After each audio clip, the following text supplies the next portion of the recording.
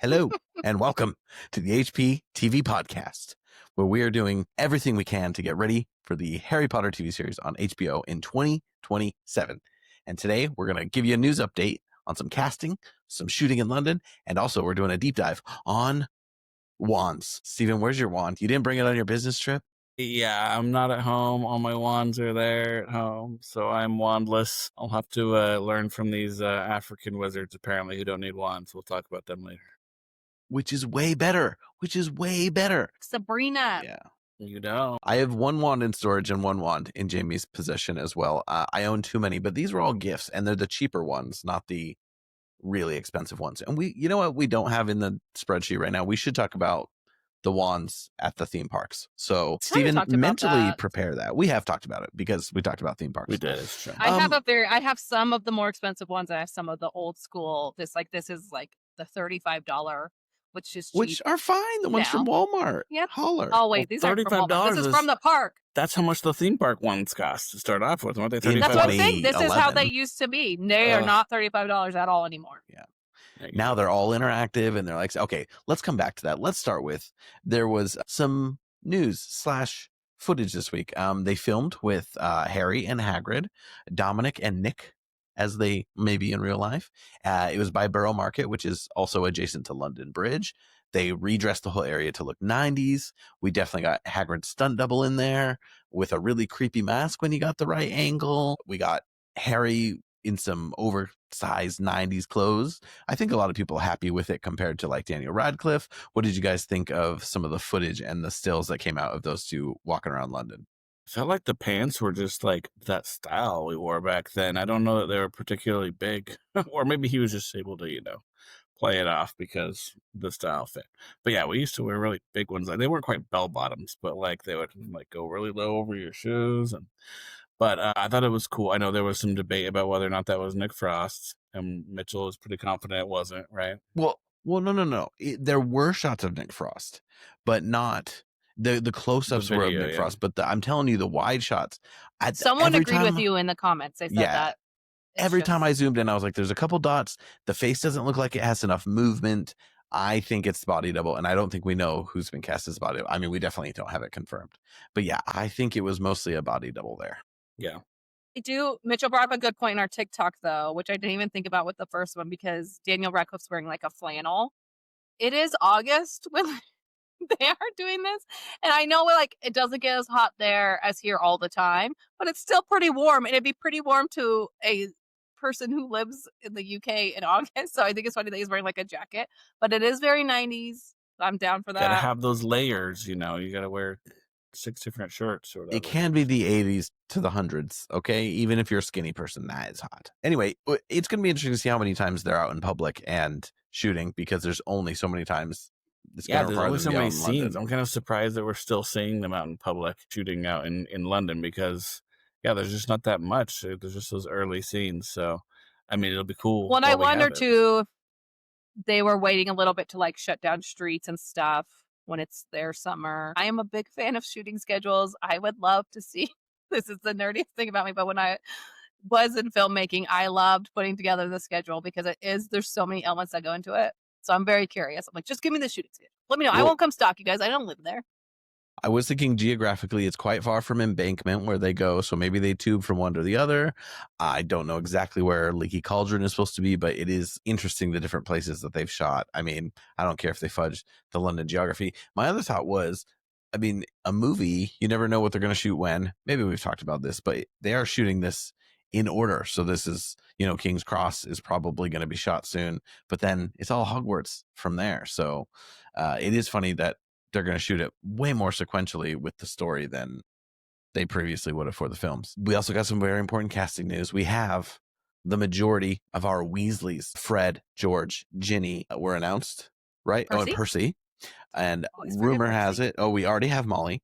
We believe that there has not been a Bill or an Arthur, but rumor also has it that they have teased that Charlie's been cast, which means we may get Charlie coming to pick up Norbert, which is pretty cool. What did you guys think of the jolly band of gingers that we have now? I think they look good. I think we talked about before there was a rumor that Charlie's been cast. So I feel like that there was a big hint that we will see Charlie, which I'm cool with. The twins, I mean, finding redhead twins, you gotta do what you gotta do. They look great. I think Percy reminds me of like the little drawings from the book, well, at least the American illustrations. I do think the twins always in my head were a little bit bulkier, but what are you gonna do? Again, I think they all look really cute. They all look really good. I'm excited. Yeah, Just tell them to get into the gym. It's fine. Yeah, we'll fatten them Well, up. hey, I'll show them And how. equally It's not that fatten up, hard. guys. You have to equally fatten up twins. Don't mess. I think they all kind of have curly hair. I think there's a good solid resemblance. Yeah. They're more of a real, it looks like they're real redheads. They were dyeing the hairs of the twins in the previous ones. I'm going to shout out their names real quick. Tristan Harland as Fred, Gabriel Harland as George, Rory, it's spelled Ruari, Spooner as Percy, and Gracie Cochran as Ginny Weasley. So that is our set of kids that we're going to have. They do look like they could be siblings. Like they've got kind of like the same type of like round face. We'll see how as they grow up and stuff if it stays that way. It's just interesting to see such a different like I don't know style of redhead than we had in the movies. Like these ones are a little more I don't know classic redhead. I think the twins and Percy look a lot alike, and then I think Ron and Jenny look a lot alike. And I just think it works out because they even in the books the way they're described, some kids look more like others. But when I was like looking up their names, Rory, for some reason it popped up that the meaning of his name, which I think is funny and shout out to his parents, is Red King or Red Haired King. And I'm like, that's awesome. So I think he's brilliant. a natural.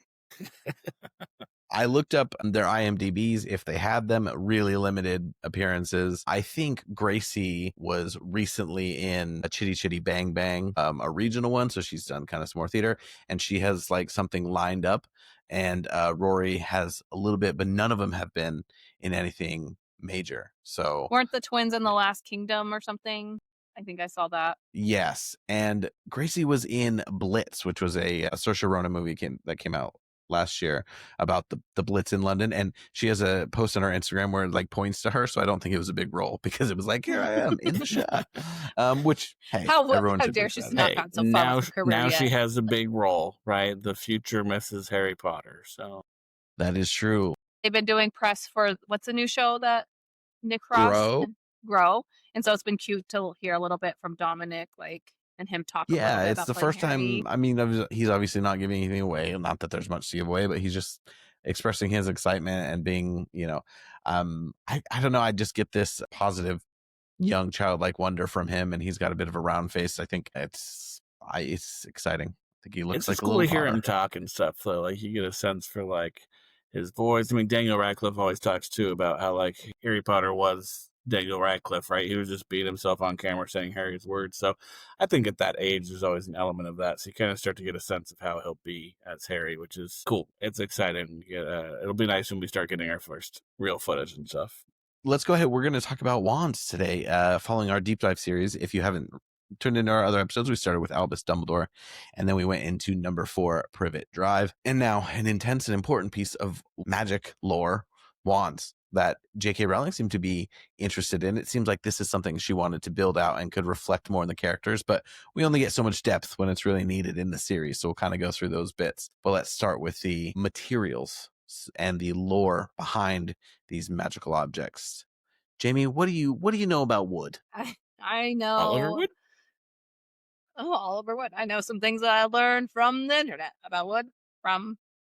Mostly, so I will say from like the old Pottermore, which is now all on the wizardingworld.com, a lot of information about wands, which especially wood and core, like all those articles, a lot of them are shorter than I remember, not the wand ones. No, and she thought about this.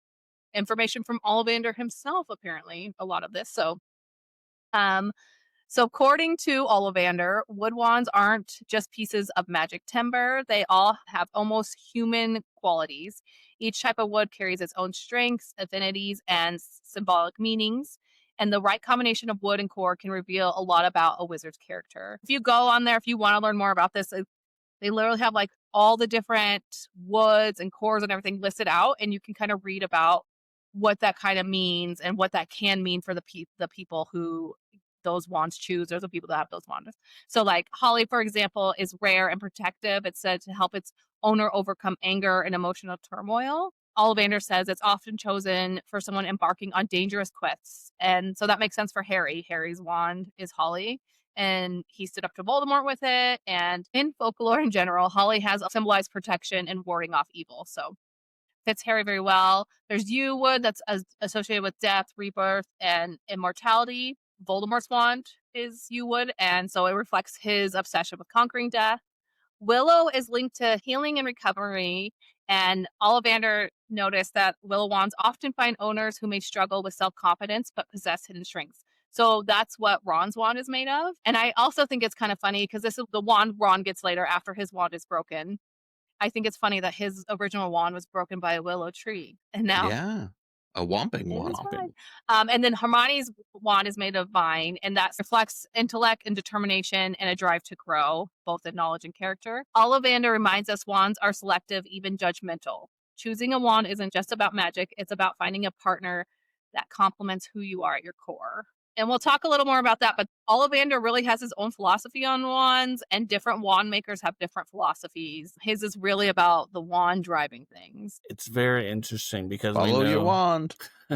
but we know that when come the Triwizard Tournament, like the foreign wands, like they use different materials, and Harry kind of notes that, and that there's some weird ones. So I'm sure that those will come up, but Ollivander has his preferences, and he's kind of the go-to wand maker for the UK, for all of England, I guess. I don't know how wide ranging it goes, but it's interesting to think that you can have these magical objects, which are really important to wizards being able to perform magic, but that there's actually just such a variety. I remember someone saying, "Oh, those are the best. He makes the best ones." I'm like, does he even have any competition? Sounds like he has a little bit of a monopoly. Okay.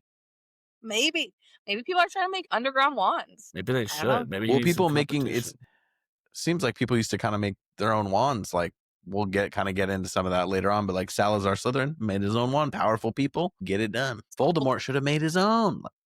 Anyway, he could put all the stuff in there. He wouldn't have to deal with the whole twin core thing if he made his own. So yeah, let's talk about cores. We hear about this in the book. Every Ollivander wand has a core of a powerful magical substance. We use unicorn hairs, phoenix tail feathers, and the heartstring of dragons. No two Ollivander wands are the same, just as no two unicorns, dragons, or phoenixes are quite the same. And of course, you will never get such good results with another wizard's wand. We'll talk about that in a little bit too. The lore of wands and what wands mean as they connect to people personally. But in the core of a wand is a magical substance, usually from a magical creature, and the core combined with the wood, which determines how the wand behaves and who it connects to. And unicorn hair is consistent with reliability. It rarely changes alliances, which is interesting. We'll talk about that in a second. Generally resist the dark arts, and they are loyal to their first owner, though they can be prone to melancholy if mishandled. Draco, Ron, and Neville and Cedric are some of the people who have unicorn hair. Draco is kind of interesting because his wand does change allegiances to Harry. And part of that, I guess, is because he was trying to use it for dark magic and it didn't like that. So it was kind of fickle, I think. I think it easily went over to Harry because Harry wasn't doing that. And then we have dragon heartstring wands, which are powerful, flamboyant, quick learners, and bond strongly to their current owner. They're temperamental and easier to turn to the dark arts.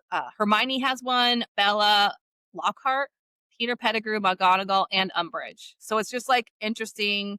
Those are very different people, but like the dragon heartstring is in each of their wands and like means different things to each of them. It is interesting because you have like the flamboyance, the quick learners. Like I think of Lockhart, definitely flamboyant, but like he did have to learn a lot of things quickly too. So there's just a lot of how that can apply to different people and different personalities is kind of cool. Yeah. Lockhart was good at one spell. And then lastly, Phoenix Feathers, which is the rarest. It offers the widest range of magic. They are independent and sometimes act on their own, which we see in the books, and they're very selective about their owners. So, and once their loyalty is won, it's strong. So obviously Voldemort and Harry both had phoenix feathers in their wands, and their wands were connected because it was from the same bird. So they had twin cores. And Ollivander explains to Harry that when two wands with twin cores face each other, neither will fully perform against the other, which is like obviously part of the problem for Voldemort, really, because they're brothers. Some other honorable mentions The only other two that I saw of people who had phoenix feathers was Celestina Warbeck and Kettleburn. So I guess they're special because they have phoenix feathers in their wand. And then the last of the physical appearance of wand is its length and flexibility. These are from the notes of Ollivander on the subject. He says, many wand makers simply match the wand length to the size of the witch or wizard who will use it. But this is a crude measure and fails to take into account many other important considerations. In my experience, longer woods might suit taller wizards, but they tend to be drawn to bigger personalities and those of more spacious and dramatic styles of magic. Neater wands often favor more elegant and refined spellcasting. However, no single aspect of wand composition should be considered in isolation of all others. And the type of wood, the core, and the flexibility may either counterbalance or enhance the attributes of the wand's length. So length is important, guys. I'm just telling you that right now. Wands will be in range between 9 and 14 inches. I feel like... Except for Hagrid's, his is 16. It's true. It's true. That's all. It's just that you knew that off the top of your head. Well, I've been doing some research. He says, I have sold extremely short wands, 8 inches and under, and very long wands over 15 inches. I think Umbridge had a small wand, which makes a lot of sense because she gives off small wand energy. And then, and then there's flexibility or rigidity, which denotes the degree of adaptability and the willingness to change possession by the wand and owner pair. So those come into play with wands as well. But it's really kind of cool how the wand can complement someone's personality or who they are, enhance it in different ways. I guess I always assumed that the flexibility depended on the type of wood. But this makes it sound like you could have the wood, but you could have a flexible one or a stiff one. What is the word? You would think a willow wand would be floppy, but you can have a floppy ash wand. You can have a strong. You can have a floppy ash, firm willow wand, because willows, if you remember, their branches are kind of they swing. It's really late. It's really late in my country. It's really late. And I did not sleep last night. I just want to put that out there. Me either, actually. I got 3 hours. So, again, this factor ought to be considered separately from the wood wand core and length, nor of the owner's life experience and style of magic, all of which combined make the wand in question unique. So everyone's wand is unique. And then we could talk about lore of the wand, but the whole idea that the wand chooses the wizard, which I guess is more so coming from Ollivander, but I think other wand makers have that in mind too. Although I'm going to say this wrong, but Cosme Acture, who's the French wand maker. Stephen, did you go to that wand shop in Epic? I did, actually. It was okay. I believe it's a female from what I had read before. But what I've read is that it's a male, but in the film, there was some element of portrayal of it, and it was played by a female. So, hey, Cosme, whatever you want to do, you do you. You do you. They believe that the final say was the wizard, not the wand. So, according to Ollivander, it's the wand, not the wizard, that ultimately decides who will work for it. So wands aren't sentient, but they kind of are maybe quasi-sentient. It's a relationship, and we will talk about why Cosme believes that later, because there is some background as to why they feel that way. When you go into Ollivander's shop, homeboy doesn't let you pick a wand. He you pick one up. If it's not the right one, he yanks it out of your hand and throws it away. And so you only get to take home the one that, makes some kind of, signal that it likes you. So maybe the wizard could choose the wand if Ollivander would get out of the way. Ollivander has some pros and cons to his personality, as we learned throughout the books. When the wand chooses its owner, they form a unique connection. The wand learns from the wizard, and the wizard learns from the wand. And the wand will always perform best for its true master. So that's why Harry's wand chose him instead of the other way around. And you can obtain a wand in a few ways. You can buy a newly made wand, inherit one, or win it from someone else. Inheriting wands like Neville did using his father's wand, or Ron using Charlie's wand, sometimes work, but rarely bring out the wand's fullest potential. Winning a wand, as Ollivander explains, is about overcoming its current master, which can change its allegiance.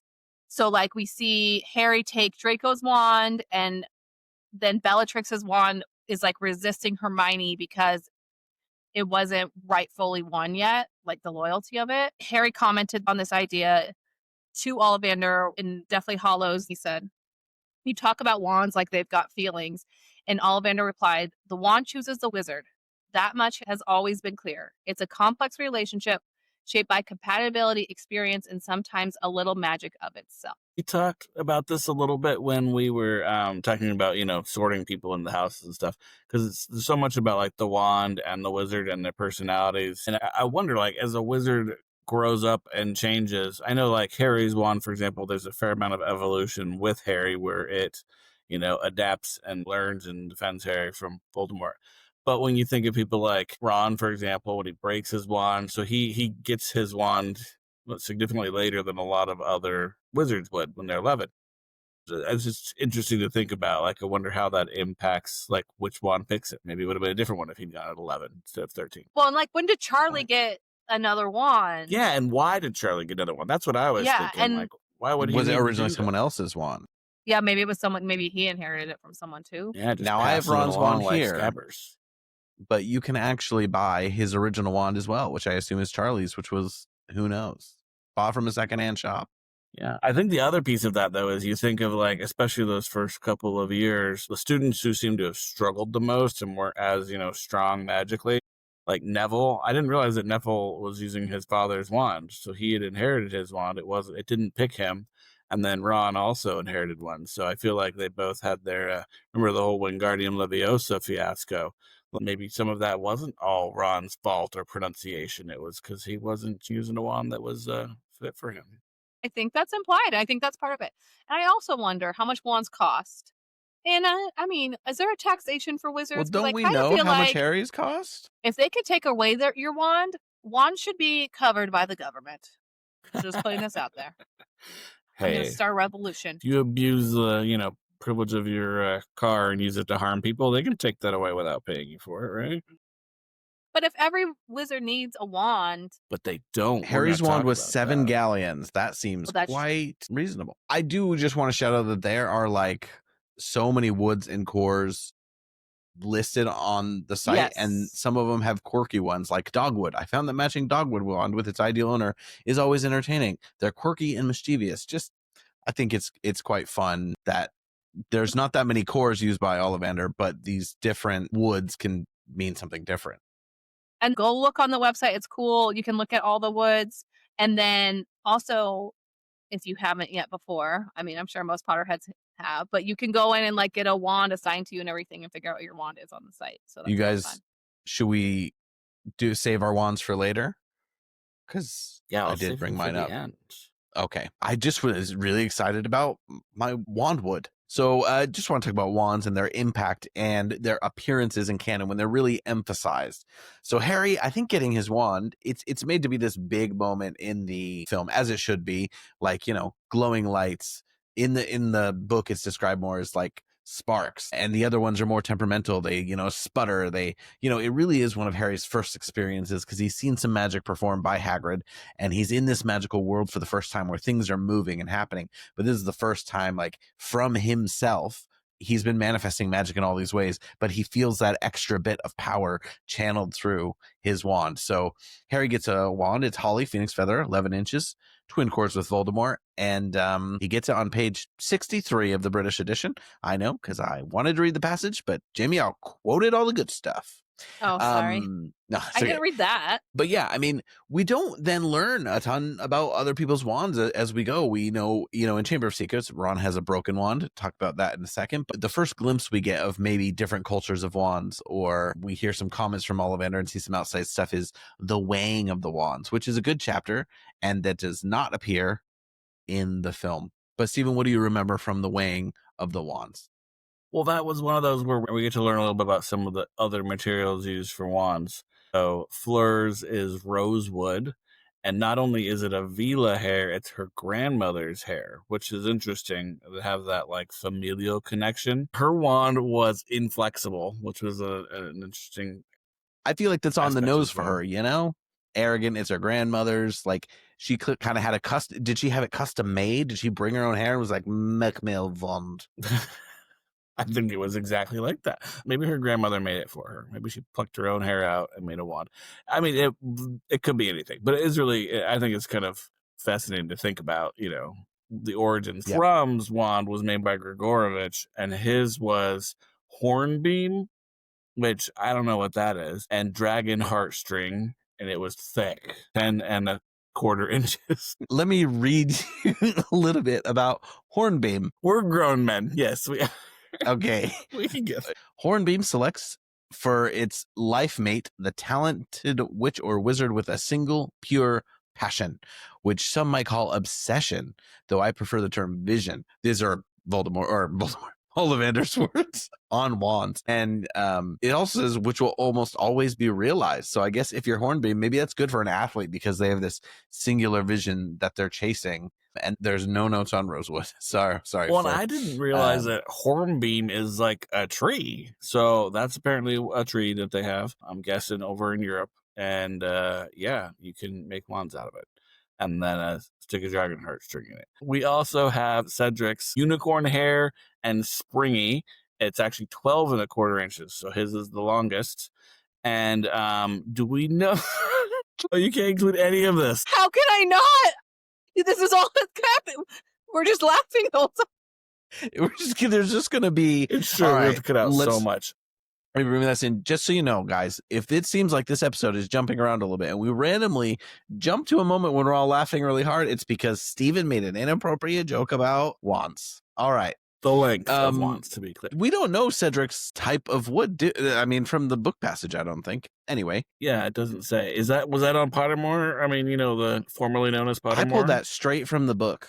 Okay. But maybe I missed an element or something. But I like that Cedric, he like polishes one. He treats it like a weapon. I think of it when you get a new cell phone, you spend literally $700 to $1,000 on a phone now. Our phones do everything for us. They do our banking. They do our camera. They're really valuable. We use them a ton. That's why I actually kind of think they're worth the money. But you treat them so nicely. But then by like 2 months in, you're throwing it. You're like, no big deal. It's got a case on it. And it's funny that Cedric would keep polishing him and Harry realized that he's been a bit grubby. I like that counter in their personalities. And yeah, like these personalities are matching these wands. And I think that is a good example. And Cedric's wand is ash wood. I looked it up. There we go. According to Google. It cleaves to its one true master, not to be passed on or gifted from the original owner, because it will lose power and skill. The tendency is extreme if the core is of unicorn. Tools, magical and ordinary, made from ash are especially productive as ash trees are known to attract energy. Ash people are kind and generous with a gift for seeing what is beautiful in the world and others. Ash people should be careful that their romantic hearts do not lead them into danger. That's interesting. That's the longest one, I think. You know what makes me think of, though, is what do they do with people's wands when they die? Like, because, Cedric died, obviously, and I think he had his wand, right? His wand came back with him. Didn't Harry grab both wands? I think you get buried. Dumbledore got buried with his wand. Yeah. Maybe if it's like a family tradition to pass on the wand or something, I would assume you're just buried with it. I like the idea of that, but it must be like, oh, this certain type of wand does well with being passed down, or maybe it's a way to remember someone by like having their wand. You put it on the mantle. You know what I also think though is, remember there's that scene in Deathly Hallows when someone's holding multiple wands and like does a spell and it like comes out like with all the extra 4. I wonder if you could just like accumulate wands for the family and then you could just go kick some butt out there with all the extra wands. I was thinking about. Wands kind of remind me of lightsabers, You have to go hunt down your own kyber crystal and make your own lightsaber. I was also thinking in the theme parks, you can make your own lightsaber. You just get to choose from like whatever 10 generic wands. It's not the same as building your lightsaber, but I did think of it as like, yeah, would you, are you going to do a wand like Ventress? Just saying. It's interesting. I mean, yeah, you could get the double-sided one like Darth Maul. I think there's a lot of options there, but it is cool. I mean, because especially going to Epic Universe, they added the new wands, like there are a lot of different ones. I get that they're still only like 20 or something, but then there's the ones that have been discontinued too. Like my son Tommy, he got one that they don't have anymore, and so we went one time to try and you get them repaired if they're having issues. And the guy was like, well, they don't make this. We don't have this one anymore. We won't be able to fix it, so we can get you another one. And I was like, because, big secret, hopefully people know this already, but you take your wand there if it's not working, and they'll repair your wand, which is just replacing it, as long as it's like a legitimate one. But he couldn't replace it because they don't make that one. So he was kind of like, it might actually be worth some money or something if you hold on to it. So we decided to keep it. And Tommy really likes it because it has like a skull on the end. And that's cool. just Tommy. He loves him. Anything referring to death. But there were a lot that have gone that are no longer like sold. So I'd be curious. I have to look that up. Like, how many have there been so far that they actually produce like official ones? Because there were a lot in Epic Universe. And then I know there's a good number that were already in the other parks. So I'm guessing there's probably 30 or 40 you can pick from, plus the retired ones. Well, my Harry wand that I've been playing with is like a collector one that I got at the park, I think in the last at least 5 years. And it says Fragile Collector Wand, not a toy. Not a toy. And I've been playing with. It's interesting because, it was like a 3-hour queue to do the Ollivander experience. So I actually never did it. Now I think it's a lot easier. But you got one of a few wands. And so they've probably done that many times over. They had some generic Death Eater wands. And now every character has kind of had a wand release. Then they did the Fantastic Beast wands. I have a generic Death Eater wand. I don't know. So it's, I think even the Death Eaters who we only like learn their name, we don't learn anything about them. Like there's a wand for that person's name. So like they just started putting one out for every named character basically. And some of them are interactive. Okay, let's move on a little bit to the through some of the story where wands matter, because the next thing with the twin wands is really the Priori Incantatem, where Harry and Voldemort are dueling in the graveyard at the end of Goblet of Fire, and their wands kind of won't go at each other, but instead they kind of ignite this thing where Voldemort's past spells start to emerge, and we get to see the people that he's killed, which is really cool.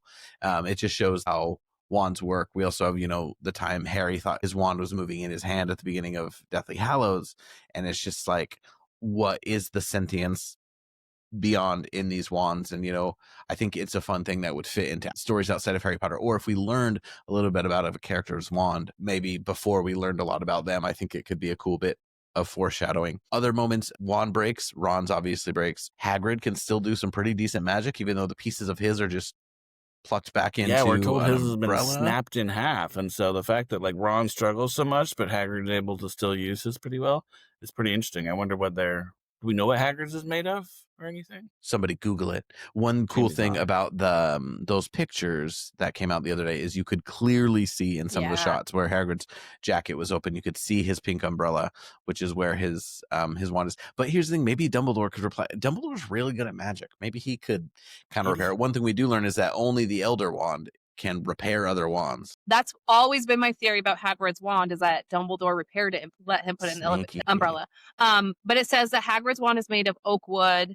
It's described as being rather bendy, 16 inches long. The core is never explicitly stated in the books, according to this. But yeah, we don't see any other, we see some wands start to change hands, which kind of leads us into the Elder Wand, which we kind of get to learn about this bloody history of people killing each other for it. It's one of the 3 Deathly Hallows, made maybe by the Petherborough brothers, maybe by death. I like to leave it up to chance. But the big thing is, the allegiance. That wand is different from other wands where it will change allegiance to whoever has won it. You don't even have to win it.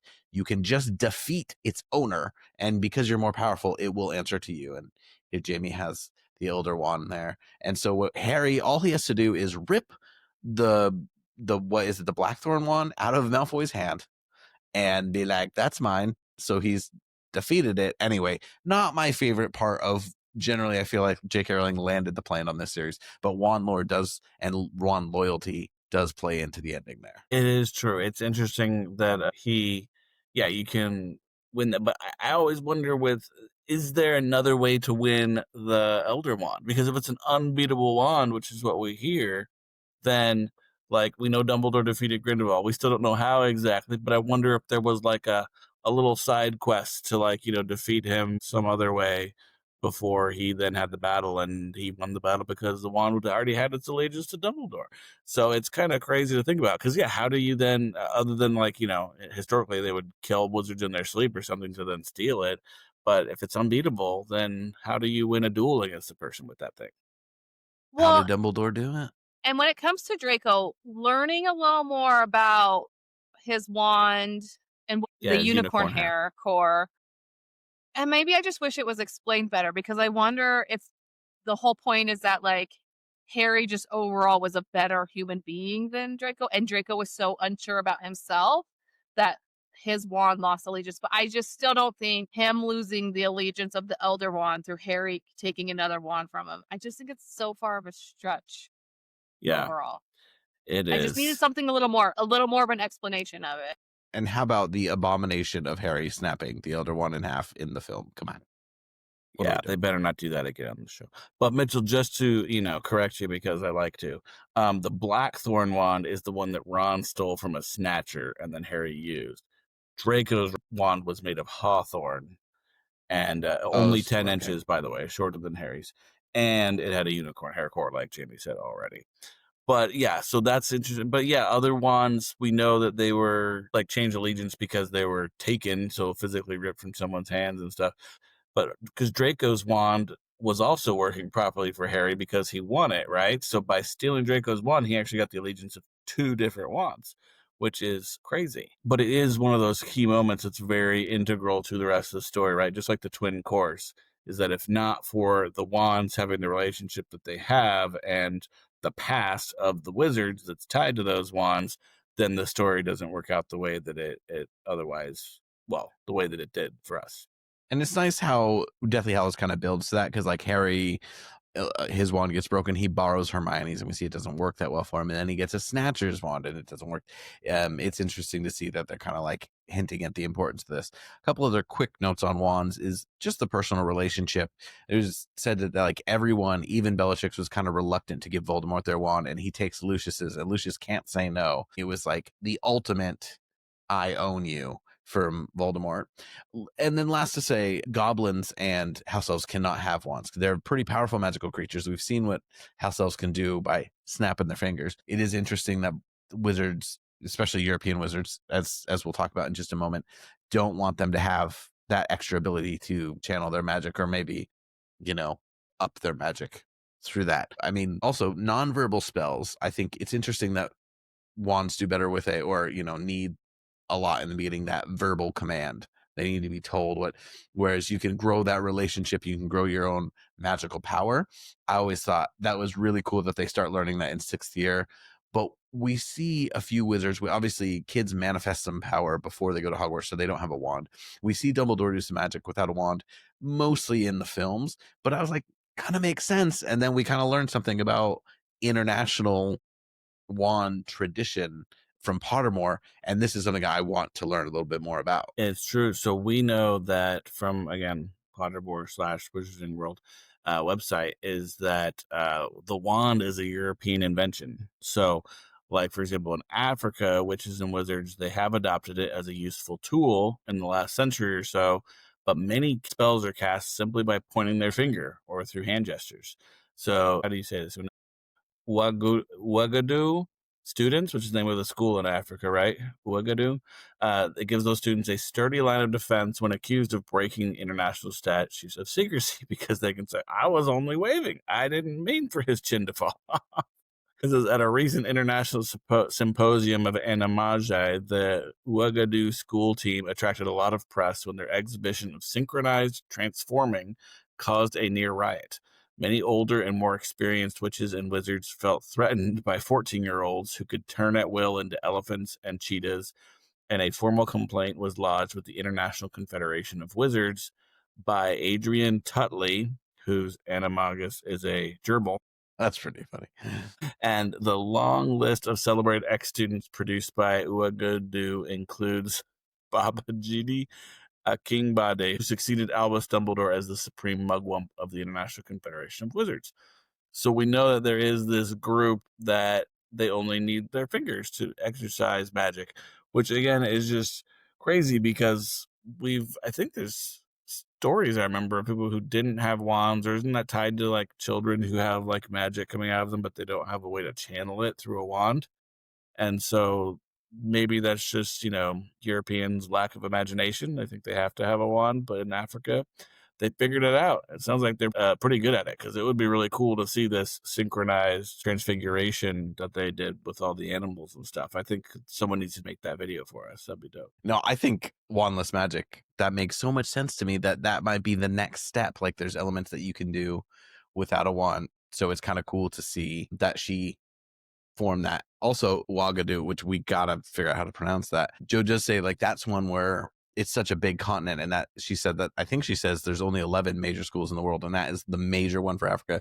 So the idea that like you have this massive population that we don't get to know anything about have that own tradition. That's Spin off, cool. baby. Let's get another series. I'm all And for like it. obviously you probably have to train either which way to use, like use a wand or not use a wand. So it's probably like the easier route to use a wand. And like you said, you can make mistakes and stuff with like hand gestures. But it's kind of cool also that you wouldn't need a wand, and how like, Well, like, your I think magic is just there's part an of you. advantage to it that you don't need this object. Also, when I think about finger pointing, I just think of Sabrina the Teenage Me too. Witch, where there was so much We pointing. were big Sabrina Teenage Witch watchers, and I used to have dreams when I was a kid that I had magic, and so that's always like it would be through my finger. But That'd be I've best. read some books where you have to do like very specific hand gestures to like create certain types of magic, and that also makes me think, oh, that is difficult all in itself to have to like do the exact hand gestures. But anyway, a couple other international traditions. How about our own traditions? In the good old US of A, you have to actually register your wand, which kind of makes sense. And this all has to do with kind of the different relationship that wizards in America have with the no mages. So everything has to be registered. You got to be real careful, real organized. As someone who's looking into paperwork to get my son US citizenship, it just makes me think you have all that red tape from the government. But there's a lot of US wand makers that we'll talk about. Obviously, much bigger country than Britain. Interesting to think. And they are also kind of involved in the founding of the school, which is pretty cool. The only other one I wanted to touch on was in Japan. There's a very rare cherry wood that is like highly respected as the wand. And it's a special bit of prestige. So it looks like adopted later in Asia as well. So stupid Europeans and their imperialization, their spreading of all their Western ideals. But it is kind of cool because, of course, the cherry blossoms have a special place in Japanese culture as well. So that is just the one thing we learn about them and their Japanese school, which I'm not going to attempt to pronounce. It's something like, well, no, I'm not going to do it. But just want to touch on because, we only have so much information. I think the Africa bit is the most interesting. Then I guess we should talk about some of the wand makers beyond Ollivander. His name is Garrick, and he is in a long line, including Garant, Gerbold, Gervais. That's why I did Gary, because, it's a relevant G name that he's next. It doesn't seem like Ollivander had a kid, because when he gets kidnapped and everything, we don't hear anything about someone to succeed him. Has he been training someone? They seem like a very strongly opinionated, maybe posh British group of people, those Ollivanders. But we've learned a lot about him, so we definitely hear the name Grigorovich. He pursued the Elder Wand as well, and Voldemort kills him. Yeah. He makes Crumb's wand, so we kind of hear his name the most. But in the U.S., there were 4 renowned wall makers using cores and wood native to the U.S., including the founder of Ilvermorny, Isolde Sayer. I don't know if we ever looked that up. And she's the earliest known wand maker in America. And then Jacoby Wolf used the Thunderbird tail feather. Johannes Jonker used Wampus cat hair. So these are also the animals associated with the Ilvermorny houses. So I wonder if it's almost like if the founders of Hogwarts were also using a snake, a badger, a griffin, whatever, to create wand stuff. And then Tiago Quintana used White River monster spine, which went out of fashion. Shocker. And Violetta Bovis used Rougarou hairs. Anyway, America has many wand makers and integral to the starting of Ilvermorny itself, which is quite interesting. But wait, this is really interesting too, because you made a good point that Grigorovich gets killed. Ollivander doesn't have any successor, and he's pretty freaking old at the end of Deathly Hallows. So what wand makers are left? Maybe have to import all their wands from the U.S. and they're gonna get tariffed like crazy from Trump. So no more wands in Europe.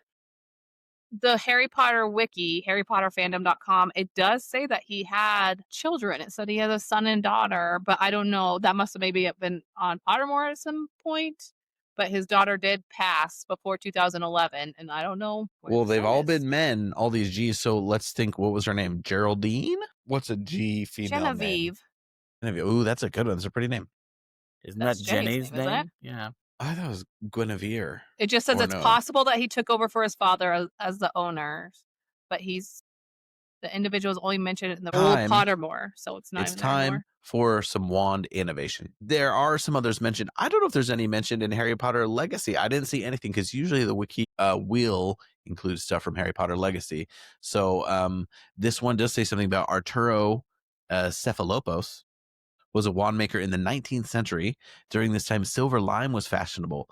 He claimed that its association with divination was a falsehood circulated by merchants like Gerbold Ollivander, who have overstocked their workshops. So a little bit of controversy here. And Garrick Ollivander said that Cephalopoulos was a slipshod wand maker and an ignoramus who, to no one's surprise, went out of business. Some strong words between wand makers. I know. There's some rivalry. So there was another wand maker. Maybe that's the one from Hogwarts Legacy. Anyway, and then one more thing on Cosme Akajor. He obtained his wand from another wand maker, and the wand chose him. And during his youth, he attended Beauxbaton, but performed poorly as he had not properly bonded with his wand. And over the years, he made adjustments to his wand to the envy of his fellow students. So upon graduation, he set up his own wand shop to sell his services to others. So maybe that's why he is open to the bond, like the wizard and the evolution of that relationship. But yeah, a critical thing, these wand makers. You can modify your wand. Like, he made adjustments to his wand. So, like, if you feel like, I don't know, maybe you can add to it or swap out the core or something.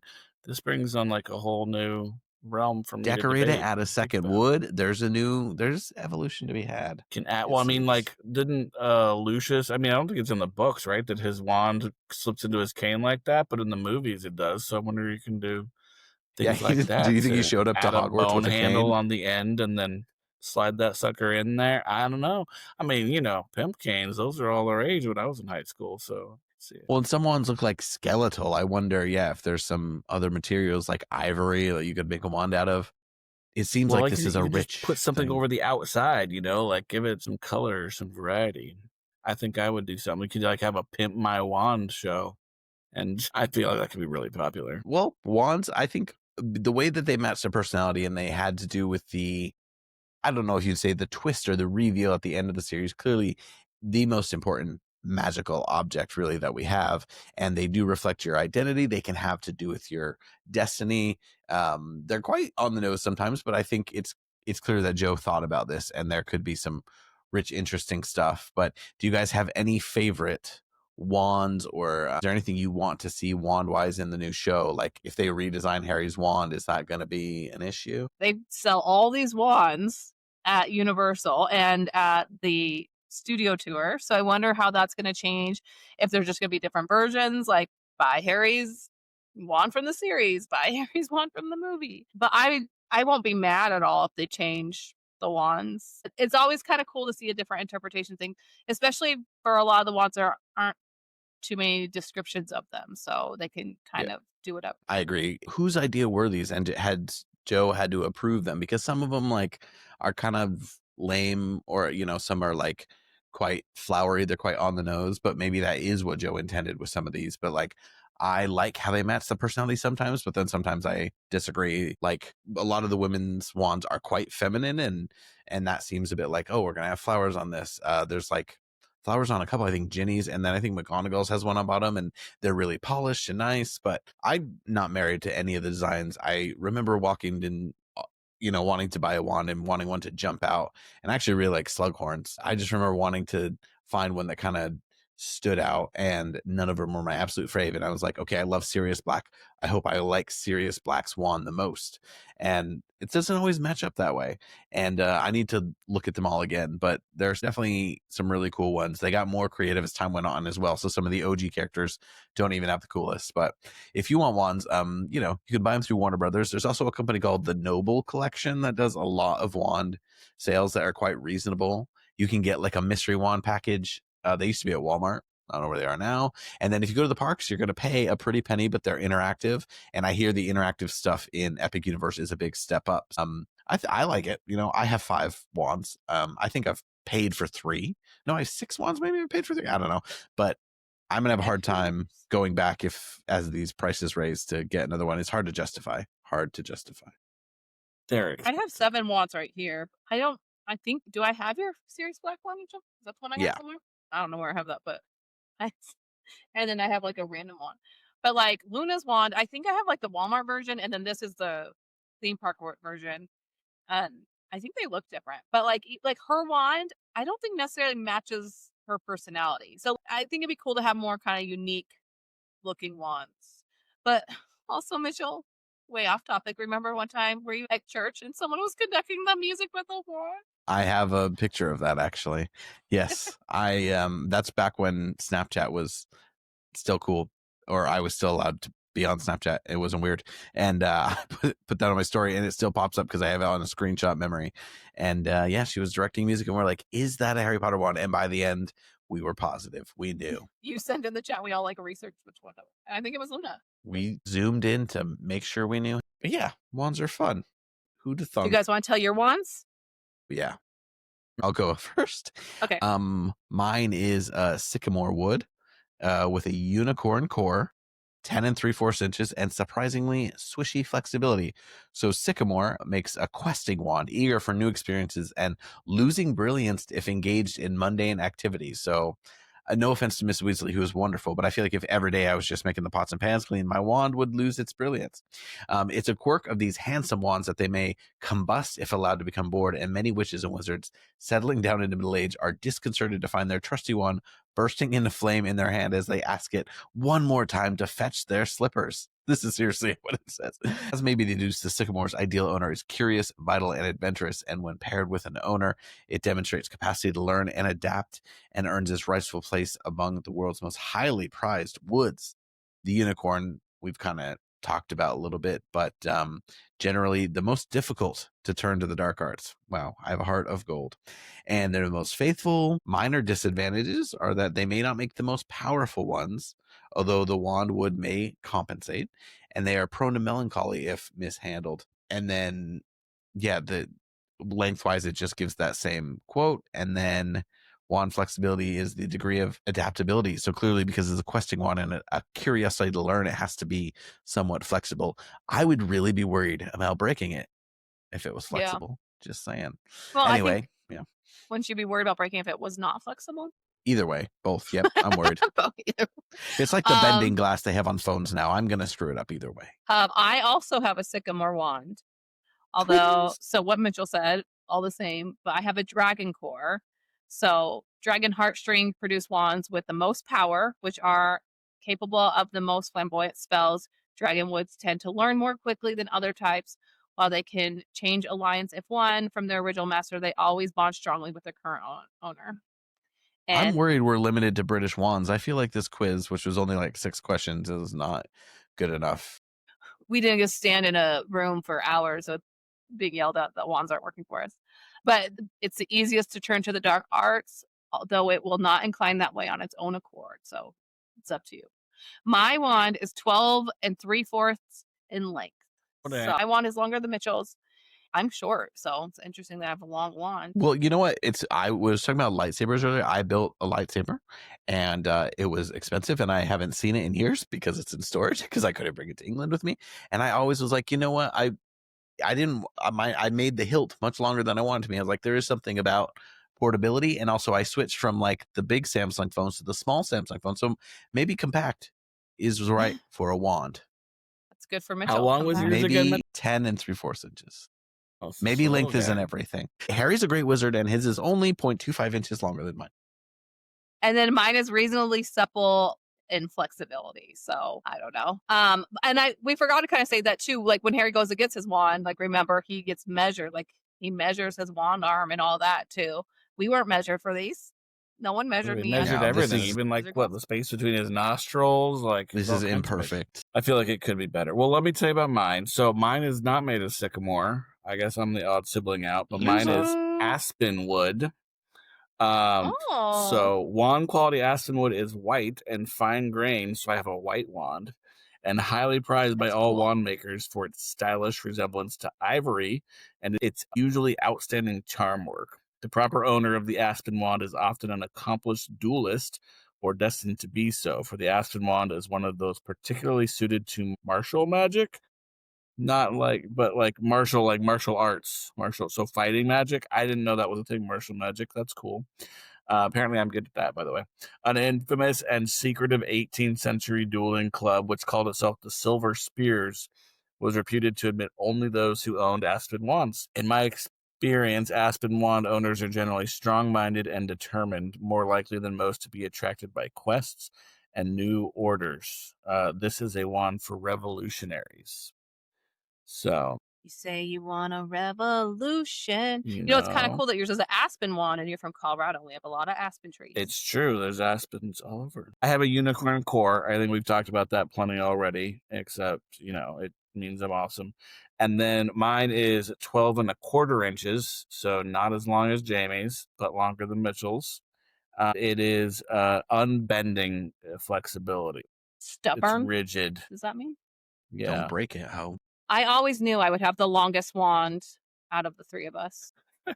Well, these all talk about length, but we don't get anything about like girth. Like, are these suckers? The only one we get girth like- comments on is Crumbs. Yeah, there's He's like a girthy. short, fat one, and I mean, I guess you could always add that extra stuff on the outside to make it look girthy if you want to. We talked about decorating it or something, but anyway, I like my wand. Aspen wood is pretty cool. I like my wand better than I like my sounds like Patronus. it bites So you all. I'll take it. It's true. I want to get my wand made. Can I have is there a person out there? I bet Will there make is. exactly my hair. There's a person out there. We're gonna find them. Somebody's got an Etsy shop that is killing it. Customize stuff. those suckers. Yep. I do have a wand, I think, from Etsy. Because we used to, when our nieces and nephews turned of age, 11, we would have a Harry Potter party. And I think our sister ordered us all wands off of Etsy one time. That's cool. I think, it'd be interesting to look at all of our siblings. We should get our siblings to take the wand test. Also, there needs to be a table of all the Weasleys wands. And I was going to say earlier with the Weasleys, I was like, like some look more related than others. Like I did think the sister kind of looked like the twins. And I was like, we don't all, we have 6 siblings and not all of us. You'd tell right away. There's one sister that people think I look like. And she was here in London recently. So I heard it many times. They're like, whoa, you guys look alike. I'm like, I don't see it. Well, it can be like me and Steven in high school, and we always were hanging out together because we were siblings. The Steven drove me places, and people did not think we were related and asked if we were dating. And I just love threw some up in my pretty mouth. weird questions. I gotta tell you. Yeah, that was awkward for me. They'd be like, is your sister dating that guy? And I'd be like, my brother? We don't do that. Luckily, I didn't have to go to high school with either of you. So it worked out. Thank you. for me. We didn't go to high school together at all. No, isn't that sad? You graduated the year before I started. Really? I thought you I guys graduated overlapped a 2006. little bit. I think every other pair of siblings overlapped by a couple years, but I was a little bit of an accident. So the timing was not the We're same. 3 years apart, but I was like the youngest in my grade. So if I had waited, Yeah. And I was in just the started. Fell middle. into different I was in schools. middle to late in my grade. So Yeah, most of us overlapped by 2 years in high school. I had my freshman and sophomore year with our older sister in there. So now my older sister and my mother both worked at my high school. So I was True. not You without actually oversight. had it the worst because I just had Steven. yeah, I Steven's remember- the best. Mom would substitute as the attendance officer at our high school, and I ditched a lot. And I was student body president, so I kind of used that to ditch, and then I ditched, and all the time she'd be like, is this excused? Is this excused? I'm like, Did you Get get over a it. special card that got you out of class? no, they stopped doing that by the time I was there, but people trusted me. I always Apparently, found a reason. they shouldn't. I didn't earn the special card because you had to have good grades, but I would always be a teacher assistant, so I got a different type of card. But I'm glad we all had before the apps that parents could just go check because you would get a call home. So me and Steven, if we ditch, we would just run home and make sure we got the phone call before mom and dad did that. Your student missed class. The good old days. Kids We are knew a screwed lot of these days. tricks. We did pretty good at. There was another one we used to do, which was if we got home at like 12:15 or 12:30 because we were supposed to be home by midnight. That was our curfew. We found out that we would get caught, and mom and dad would be ticked. So we learned that if we're going to get home late, you got to get home like after 1:30 because then they're so they fall asleep, asleep. they wouldn't hear us coming in. And then they'd be like, what time did you get in last time? I'm like, I don't know, a little before midnight. Yeah. What we awesome. would do is we would climb through the window into that bedroom downstairs, and then we'd put on a movie, and then Dad would have fallen asleep, and he would come check on us, and he'd be like, when did you guys get here? We're like, we've been here a long time watching this movie. Like, we would put it like halfway through. Start halfway through. They stopped paying attention by the time that they were like, be home by midnight, and then they were old, so they went to bed. I used to sneak out. I would take the car before I had a driver's license. I'd open the garage door. I would straight up open the garage door. Like, how could you not hear this loud giant door? I thought I was so smart because I just put it in neutral and roll it out. And I was like, did it matter at that point? You opened the loud garage. Steven, well, I was usually with Steven or friends, and he would let me drive the car without a license, but Mitchell was all on his own breaking the rules. I think that makes it worse. Could have been in so much trouble. For the record, we were pretty good kids. Like, we didn't drink, we didn't go, but we did, stay out. That was our rebellion. So I guess it was good that we had some boundaries to, breach, so that we just wanted to party at Denny's. To be honest, it was actually a Village Inn, but Denny's. Yeah, is we more were a known, Village Inn. Yeah. I was just at McDonald's or Village Inn. Good times, So there's some history on us. I know, and our wands. Very relevant to our wands. Okay. Well, there you go. We've got wands galore. We have another deep dive coming for you next week, and we'll continue to have all the updates. And if you want things even faster than weekly podcast, follow us on social media at HPTVPod or email us at HPTVPodcast@gmail.com. Jamie, send us out. Peace out, snitches.